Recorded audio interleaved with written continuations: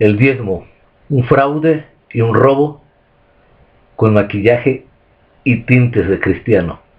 Tercera parte al estudio del libro de Malaquías. Malaquías capítulo 3 versículo 10 deja revelado por lo que Dios mandó realmente que fuese traído al alfolí de Jerusalén. En relación con los diezmos en alimento, no en dinero, descubriremos que el alfolí de Jerusalén era solo el lugar en que se guardaba el alimento usado para alimentar a los sacerdotes y levitas que se turnaban entrando y saliendo del templo cada semana para sus ministerios semanales. Primero, Nehemías capítulo 10 versículo 35 manda al pueblo que traiga las primicias de la cosecha a la casa de Jehová cada año. Segundo, Nehemías capítulo 10 versículo 36 manda que el pueblo traiga los primogénitos de todos los animales limpios de la casa de nuestro Dios a los sacerdotes. Tercero, Nehemías capítulo 10 versículo 37 manda al pueblo que traiga las primicias y lo mejor de la masa, los árboles frutales, el vino y el aceite nuevos a las cámaras de la casa de nuestro Dios, a los sacerdotes. Cuarto, note el cambio.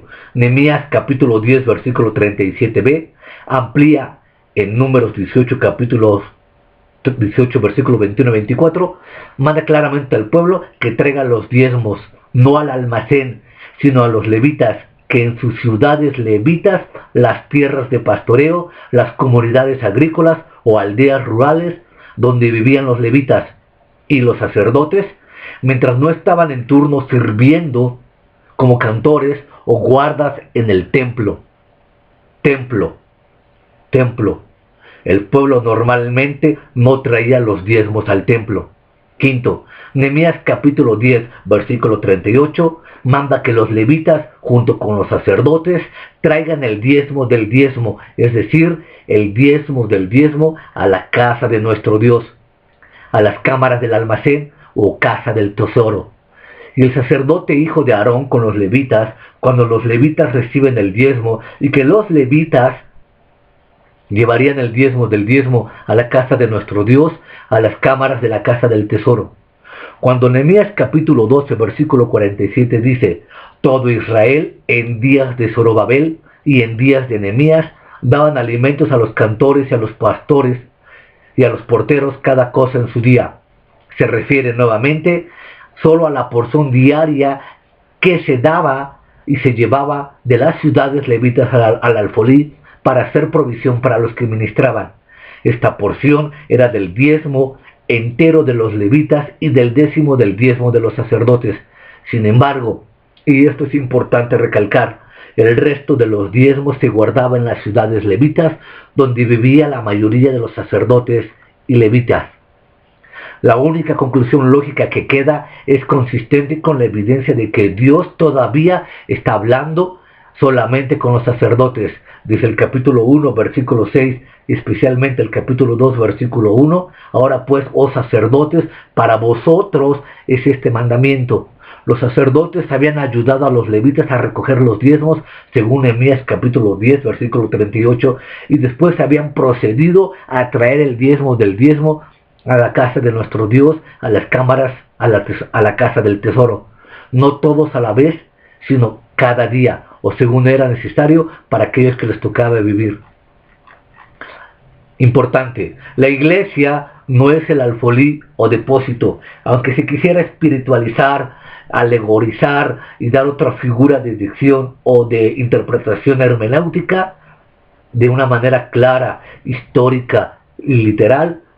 La iglesia no es el alfolí o depósito, y no hay por qué tomar una figura de dicción o una figura retórica en donde no debe de llevarla.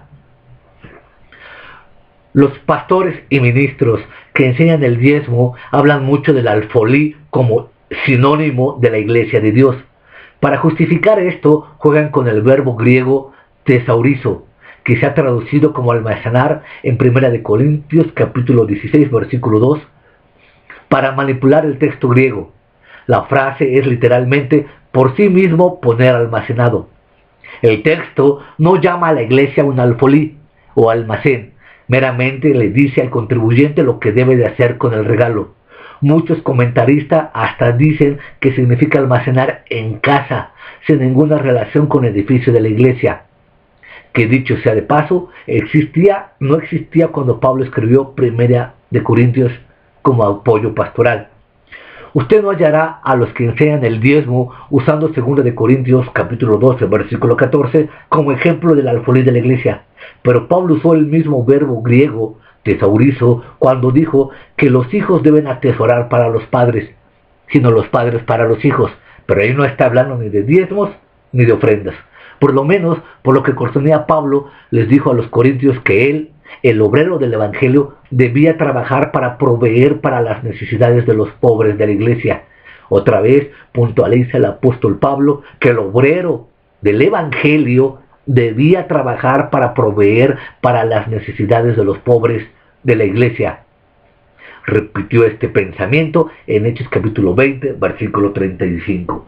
Aquí es importante denotar de los que piden y exigen el diezmo, cuántos ministros y pastores y sacerdotes trabajan en labores seculares para ayudar al mantenimiento de la iglesia. Más adelante, en una de las líneas de acción dinámicas y profundas que propongo para no recoger diezmos y sanear tanto la doctrina como el testimonio de la iglesia cristiana evangélica, afirmaré que el trabajo pastoral es importante dentro del contexto de las epístolas del Nuevo Testamento. El concepto cristiano de que la iglesia es el alfolí es lamentablemente antibíblico. En el contexto de Malaquías, el alfolí era principalmente responsabilidad de la autoridad política, el gobernador. Para asegurarse de que se mantuviera, los reyes controlaban la abundancia del templo.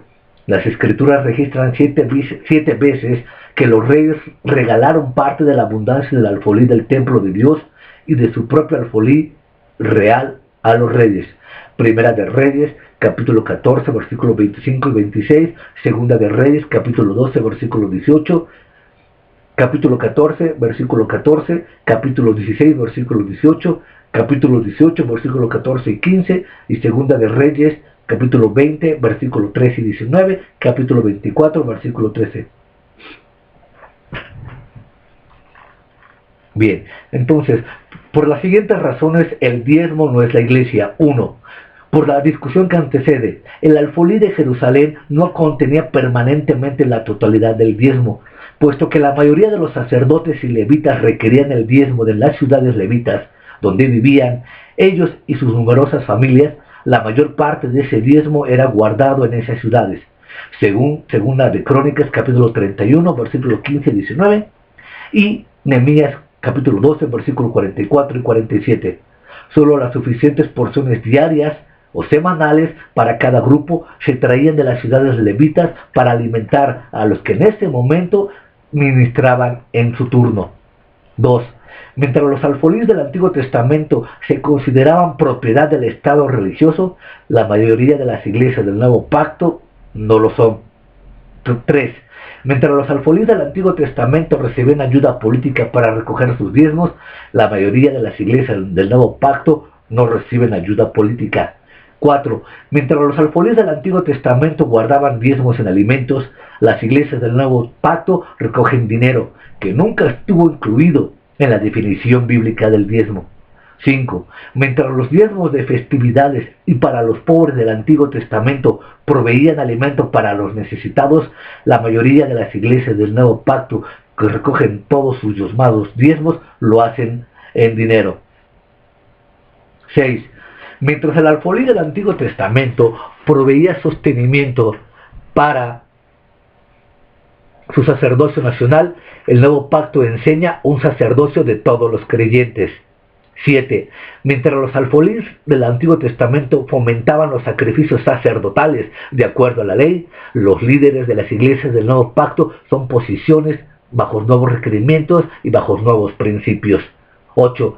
Mientras la mayor parte del alfolí del Antiguo Testamento era para las porciones de los sacerdotes, consistentes de primicias, primogénitos, impuestos del templo y ofrendas de voto, este patrón no es seguido por las iglesias del Nuevo Pacto.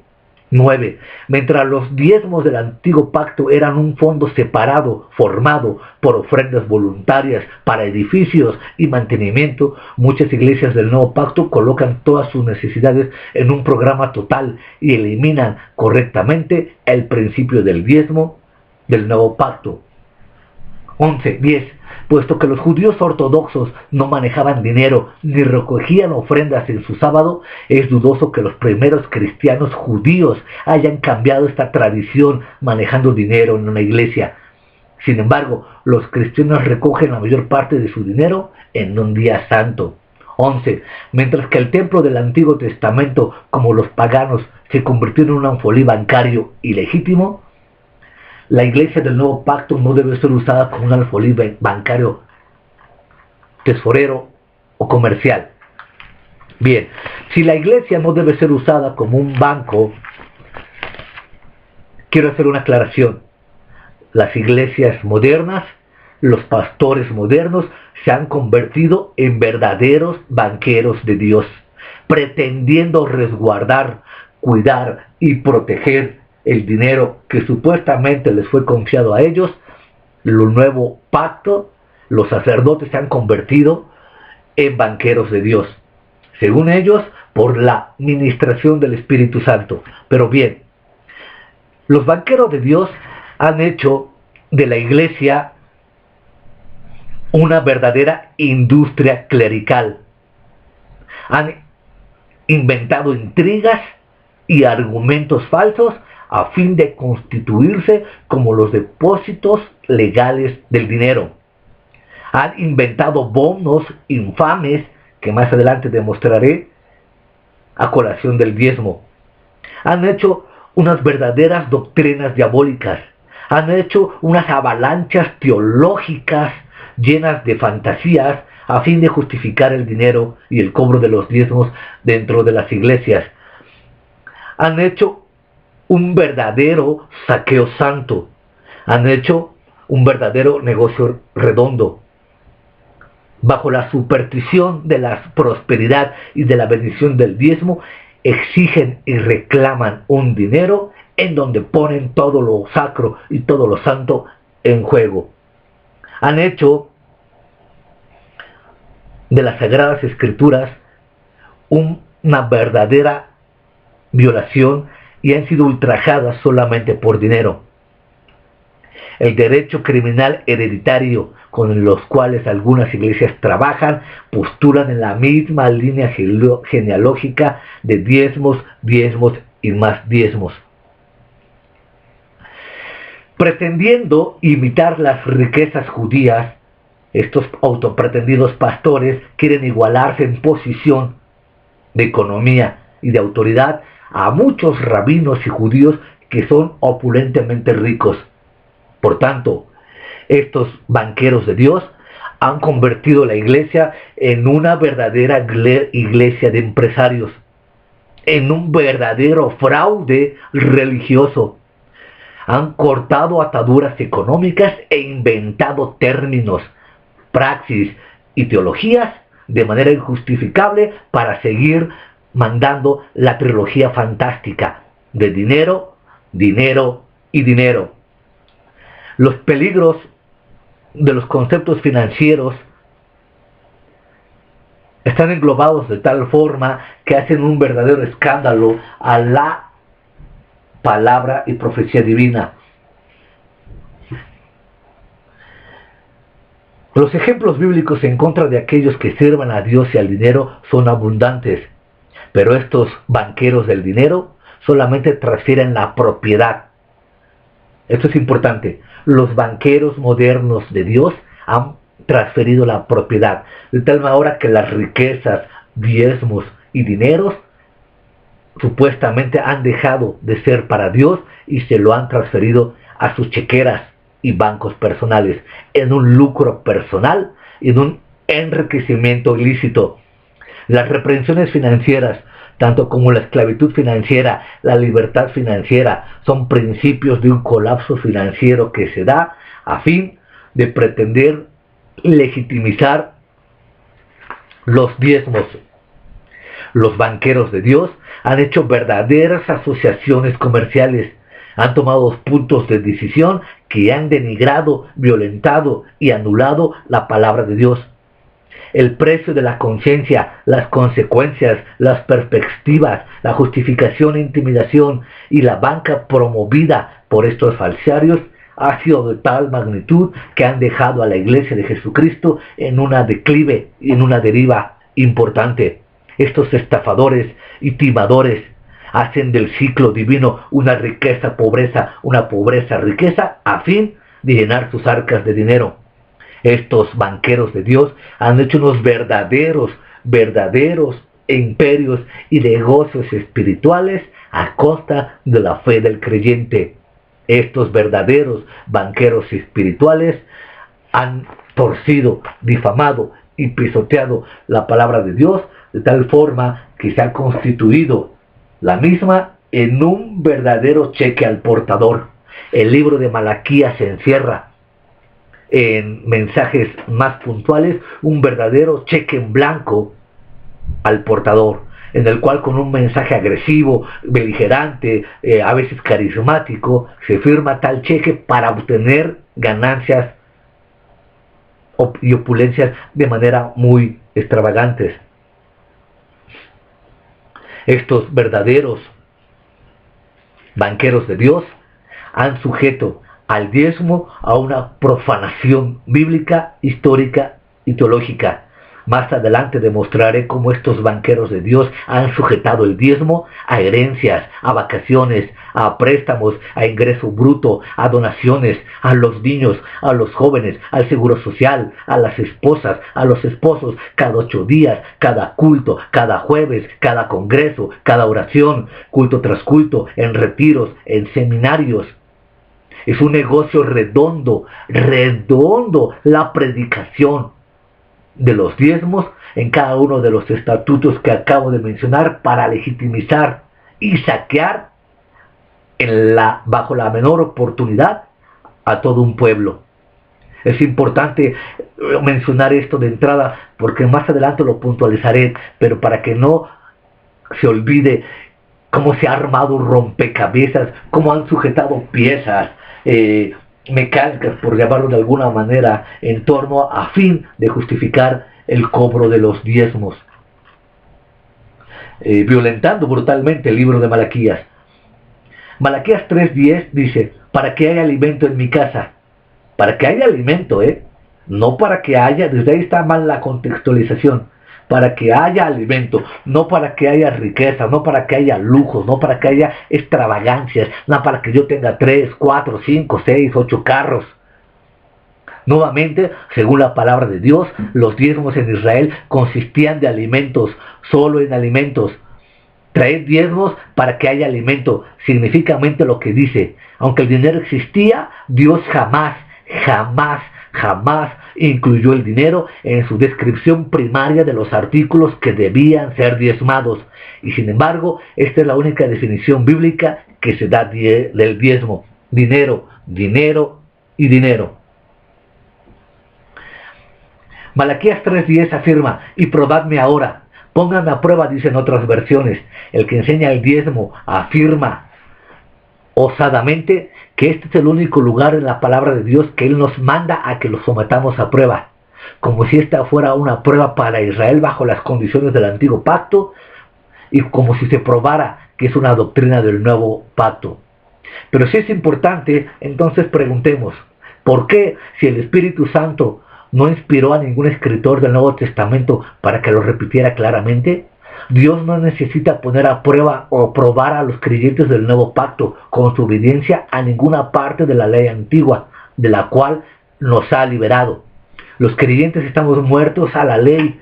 Romanos capítulo 7, versículo 4. Los creyentes estamos muertos a la ley. Romanos 7, versículo 4. Cuando Pablo necesitó alimentos para los necesitados de Jerusalén, dijo: no es que esté dándoles órdenes, sino que quiero probar la sinceridad del amor de ustedes en comparación con la dedicación de los demás. Segunda de Corintios capítulo 8, versículo 8, nueva versión internacional. Esa es la posición del nuevo pacto en cuanto a dar. Esta prueba no es nada diferente de si Dios le dijera todo nuevamente a Israel para ser observado bajo la ley. Más adelante también rebatiré el falso concepto de que como estamos en la gracia, entonces el cristiano debe dar más allá del diezmo, debe dar más allá de sus fuerzas, puesto que estamos en la gracia. Esto también es una mentira colosal que debe ser puntualizada y deliberada claramente. Dios también puso a prueba el carácter justo de sus hijos en el Antiguo Testamento, por la manera en que ellos trataban a los pobres. Le pregunto a usted, si la iglesia del Nuevo Pacto responde positivamente al aprobar a Dios, ¿se usa el tesoro recolectado de la misma manera que Dios decretó para su uso en el Antiguo Pacto? ¿O conserva la mayor parte del dinero para pagar sus propios salarios? ¿O le dice la iglesia típica de la congregación que prueba a Dios diezmando y luego reprende a Dios al no tener misericordia de los pobres? Por tanto, los cristianos no son probados por la obediencia a la ley mosaica. Al contrario, en Hechos capítulo 15, versículo 10, Pedro llama a atentar a Dios, tratar de poner a los gentiles bajo la ley, las cuales llamaron a esta acción subvertir el evangelio en Hechos capítulo 15, versículo 24. Malaquías 3:10 afirma: abriré las ventanas de los cielos, reprenderé también por vosotros al devorador, y no os destruirá el fruto de la tierra, ni vuestra vid en el campo será estéril, dice Yahvé de las huestes celestiales. Y todas las naciones os dirán bienaventurados, porque seréis tierra deseable, tierra, dice Yahvé de las huestes celestiales. Te abrirá Yahvé su buen tesoro, el cielo, para enviar la lluvia a su tierra en su tiempo, y para bendecir toda obra de tus manos, y prestarás a muchas naciones, y tú no pedirás prestado. Deuteronomio capítulo 28, versículo 12. Bien, Deuteronomio capítulo 28 contiene las bendiciones y maldiciones del pacto, antiguo a las que se refiere Malaquías 3. Bien, si usted lee con atención el capítulo de Deuteronomio 28, no tan solo trae bendiciones o maldiciones por diezmar, trae una serie de maldiciones que al no pretender ser guardadas por la ley, todos, incluyendo judíos y cristianos, estaríamos malditos por no cumplir una sola de las estipulaciones de la ley. No importa que usted diezme, si usted quebranta alguno de los mandamientos establecidos en Deuteronomio 28, usted es un maldito, diezme o no diezme. Por tanto, aplicar las maldiciones de Deuteronomio 28 es aplicar mal las maldiciones de Malaquías 3, porque entonces estaremos cayendo en la categoría de llamar a Dios mentiroso. Podríamos citar algunas de las maldiciones de Deuteronomio capítulo 28 para que usted se dé cuenta de lo que acontece por no guardar la ley, no tan solo el diezmo. Quien ha querido vincular solamente la ley con el diezmo está violentando profundamente la Biblia. Veremos qué dice Deuteronomio 28, versículo 15. Pero acontecerá que si no oyeres la voz de Yahvé tu Dios para procurar cumplir todos, no algunos, todos sus mandamientos y sus estatutos que yo te intimido hoy, que vendrán sobre ti todas estas maldiciones y te alcanzarán. Maldito serás tú en la ciudad y maldito en el campo. Maldita tu canasta y maldito tu arsenal de amasar. Maldito el fruto de tu vientre. ¿Te imaginas tú que tu hijo, que tu hija sean malditos por no cumplir la ley? ¿Te imaginas tú que dentro de las maldiciones de Malaquías 3:10 están encerradas que tu hijo y tu hija están maldecidos? Esto es desproporcionar la Biblia. Esto es sacarla en su magnitud de una manera grosera, la interpretación bíblica. Maldito será el fruto de tu tierra, la cría de tus vacas y los rebaños de tus ovejas. Maldito serás tú entrar y maldito en tu salir. Y Yahvé enviará contra ti la maldición, quebranto y asombro en todo cuanto pudieres en mano e hicieres, hasta que seas destruido y perezcas pronto a causa de la maldad de tus obras por las cuales me habrías dejado. Yahvé traerá sobre ti mortandad hasta que te consuma de la tierra, la cual entras para tomar posesión de ella. Yahvé te herirá de tisis, de fiebre, de inflamación, de ardor, con sequía, con calamidad repentina y con anublo, y te perseguirán hasta que perezcas. Y los cielos que están sobre tu cabeza serán de bronce, y la tierra que está debajo de ti de hierro. Dará Yahvé lluvia por tierra a tu polvo y por ceniza de los cielos descenderán sobre ti hasta que perezcas. Yahvé te entregará derrotado delante de tus enemigos, por un camino saldrás contra ellos, y por 7 caminos huirás delante de ellos, y serás vejado por todos los reinos de la tierra. Y tus cadáveres servirán de comida a toda ave del cielo, y a toda ave y toda fiera de la tierra, y no habrá quien las espante. Yahvé te herirá con la úlcera de Egipto, con tumores, con sarna, con comezón, que no puede ser curado. Yahvé te herirá con locura, con ceguera y turbación de espíritu, y palparás a mediodía como palpa el ciego en la oscuridad, y no serás prosperado en tus caminos, y no serás sino oprimido y robado todos los días, y no habrá quien te salve. Te desposarás con tu mujer, y otro varón dormirá con ella. Edificarás casa y no habitarás en ella, plantarás viña y no la disfrutarás. Tu buey será matado delante de tus ojos y tú no comerás de él. Tu asno será arrebatado de delante de ti y no te será devuelto. Tus ovejas serán dadas a tus enemigos y no tendrás quien las sustente. Tus hijos y tus hijas serán entregados a otro pueblo y tus ojos lo verán y desfallecerán por todo ello el día y no habrá fuerza en tu mano. El fruto de tu tierra y de tu trabajo comerá el pueblo que no conociste, y no serás sino oprimido y quebrantado todos los días. Y enloquecerás a causa de lo que verán tus ojos.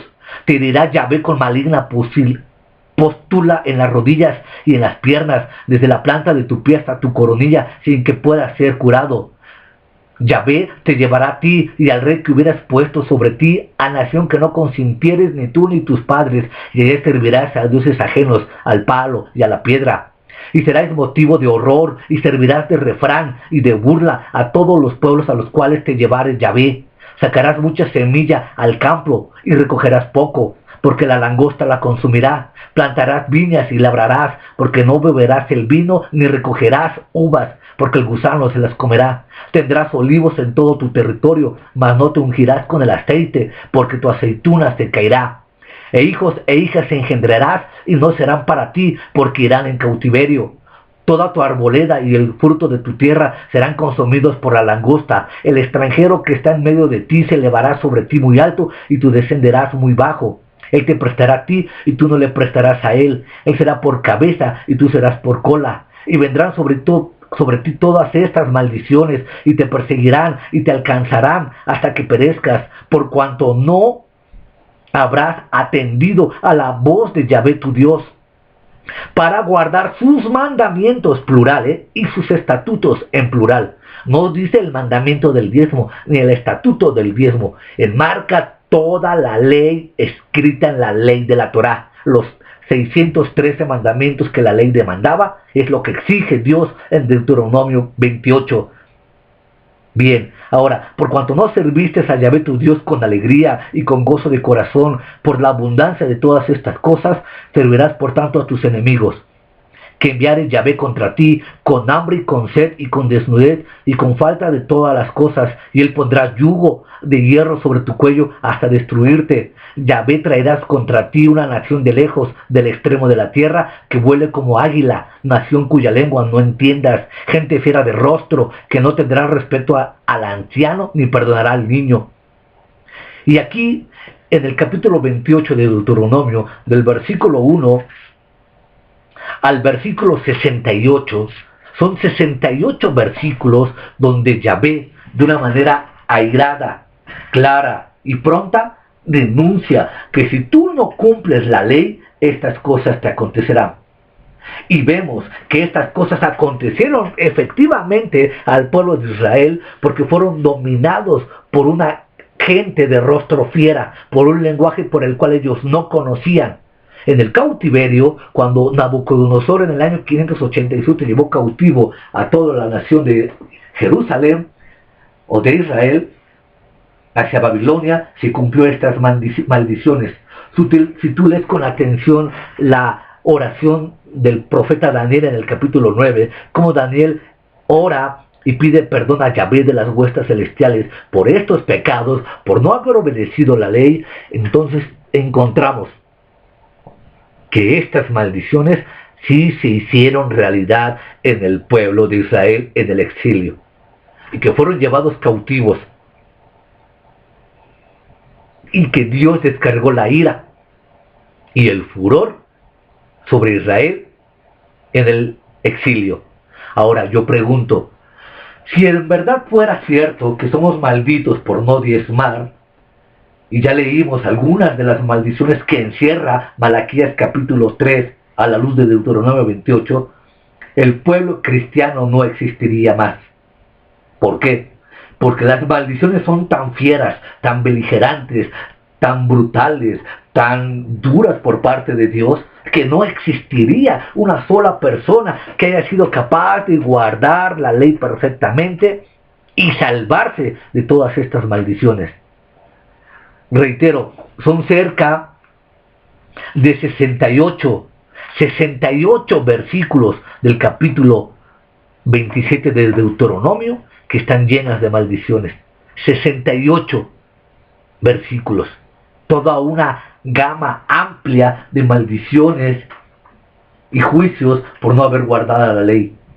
Entonces, quienes promulgan que maldito eres por no diezmar, están haciendo eco de la ley de Deuteronomio. Otra vez, están aplicando la ley levítica, la ley mosaica al nuevo pacto, bajo una dispensación y bajo una gracia diferente que no tiene nada que ver. En esta contextualización de Malaquías 3:28, 3:10 y Deuteronomio 28, está claramente asentado que el diezmo, a la luz de Malaquías 3:10 y las maldiciones contenidas dentro de Malaquías, no es para los cristianos. ¿Por qué? Porque ya vimos que Deuteronomio fue dado a Israel y que Israel sí pagó la carga de sus pecados en el exilio, tanto Jerusalén como el reino del norte, uno llevado por Asiria y otro llevado por Babilonia. Entonces no podríamos pensar que esas maldiciones sean dadas al pueblo cristiano. Malaquías 3:18. Entonces os volveréis y discerniréis la diferencia entre el justo y el malo, entre el que sirve a Dios y el que no le sirve. Por tanto, yo también os he hecho viles y bajos ante todo el pueblo, así como vosotros no habéis guardado mis caminos, en la ley hacéis acepción de personas. Bien, qué cansado es repetir una y otra vez que es responsabilidad de los sacerdotes discernir entre el justo y el impío. Qué cansado me es escuchar y escuchar y escuchar y escuchar y escuchar letanías, sermones, estudios acerca del falso diezmo. Malaquías 4:1 ya habla del sol de justicia, porque aquí viene el día ardiente como un horno, y como todos los soberbios y todos los que hacen maldad serán estopa. Aquel día que vendrá los abrazará, ha dicho Yahvé de las huestes celestiales, y no los dejará de raíz ni rama. Acordaos de la ley de Moisés, mi siervo. Aquí está claro, clarito, cómo alguien puede torcer la Biblia, cómo alguien la puede malinterpretar, cómo alguien puede decir que el diezmo no está dado en la ley. Eso es no saber leer. Eso sería regresar a ministros y a sacerdotes y a curas y a pastores a la primaria. Eso sería mandarles a darles el ABC de la lectura. O una de dos, o no saben leer y habría que reeducarlos, o habría que afirmar categóricamente que son unos deshonestos morales, que son unos fraudulentos, porque está clarito, clarito, en Malaquías 4:4 dice: acordaos de la ley de Moisés, mi siervo, el cual entregué en Horeb, ordenanzas y leyes para todo Israel. Y ya vemos que el contexto de Malaquías en el capítulo 3, en el capítulo 2, en el capítulo 1, en sus 55 versículos que componen El libro habla del diezmo. Entonces el diezmo, reitero por enésima ocasión, el diezmo sí pertenece a la ley mosaica. Quien lo quiera sacar, descontextualizar, pretende o engañarse a sí mismo o engañarnos a nosotros, porque Malaquías 4:4 afirma: acordaos de la ley de Moisés mi siervo, la cual encargué en Horeb, ordenanzas y leyes para todo Israel. Está clarísimo que el pueblo cristiano no debe de diezmar a la luz del propio Malaquías, porque pertenece a la ley de Moisés mi siervo.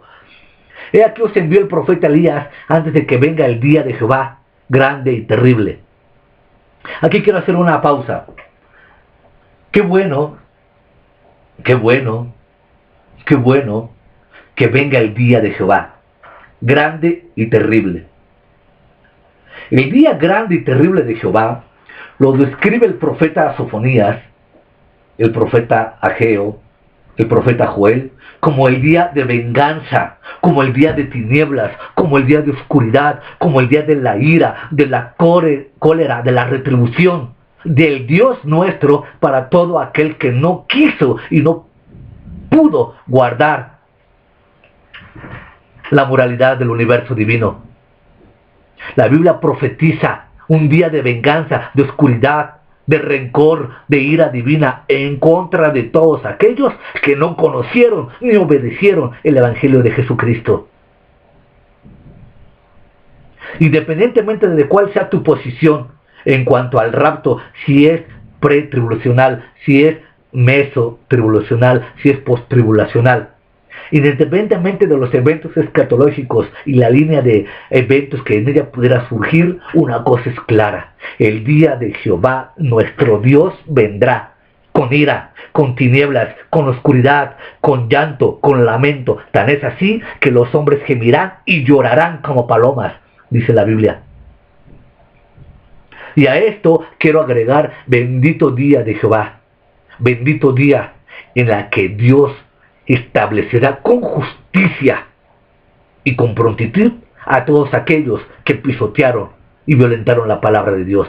Aquí el fornicario, el adúltero, el mentiroso, el idólatra, el falso pastor, el falso ministro, la iglesia, el Vaticano, el papa, el sacerdote, el cura, el cardenal, el arzobispo, el líder religioso no escapará ante la ira y venganza de un Dios santo que descarga con ira y con furor la desobediencia del hombre.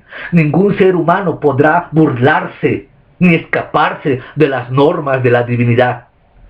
Está atestiguado en la ley y en los profetas que vendrá un día llamado la gran tribulación, en el cual Dios pagará a cada uno según sus obras. Un día, dice Mateo 24, donde el sol no dará su resplandor, donde las potencias del cielo serán conmovidas, donde las estrellas serán conmovidas. Este versículo y la gran tribulación, a pesar de que el profeta dice: ay del que desea el día de Jehová. ¿Para qué quieres que venga el día de Jehová? Será turbación y tinieblas, será llanto y desesperación.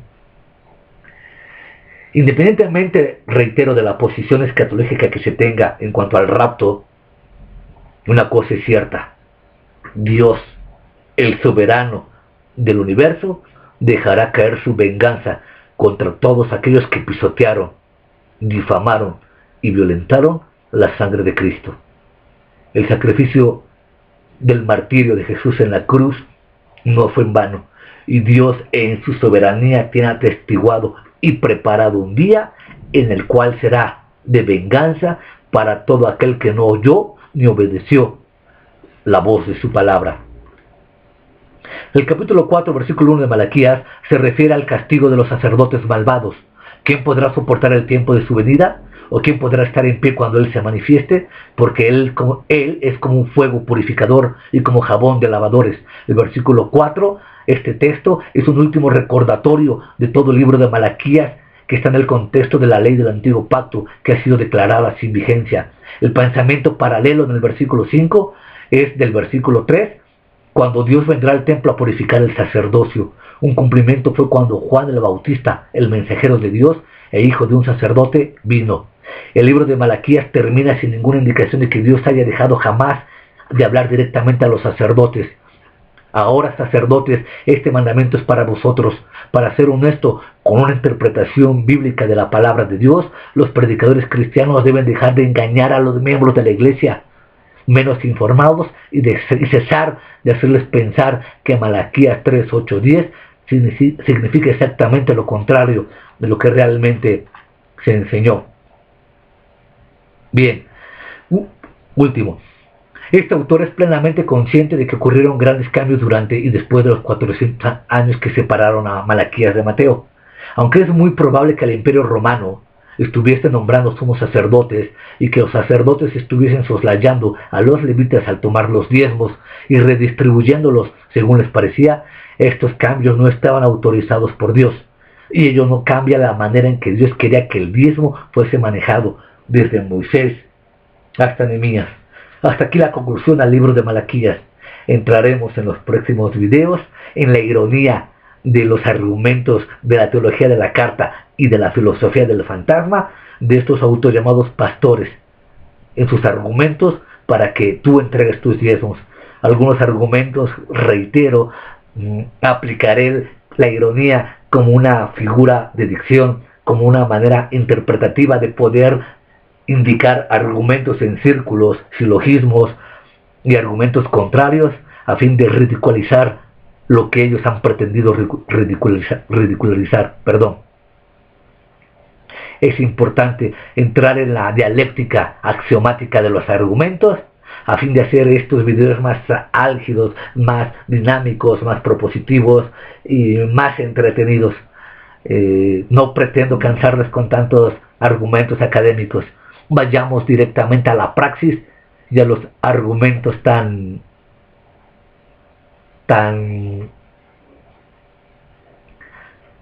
caricaturescos y tan cirqueros que se han presentado al momento de presentar la doctrina de los diezmos. Si en algunas partes usted encuentra que me detengo mucho, es porque los argumentos mentales no me vienen tan pronto y porque no es fácil predicar o enseñar Biblia en vivo, y sobre todo sin intentar violentar la palabra de Dios y puntualizar los esquemas, los argumentos más claros que nos pueden llevar a la realidad de la Biblia.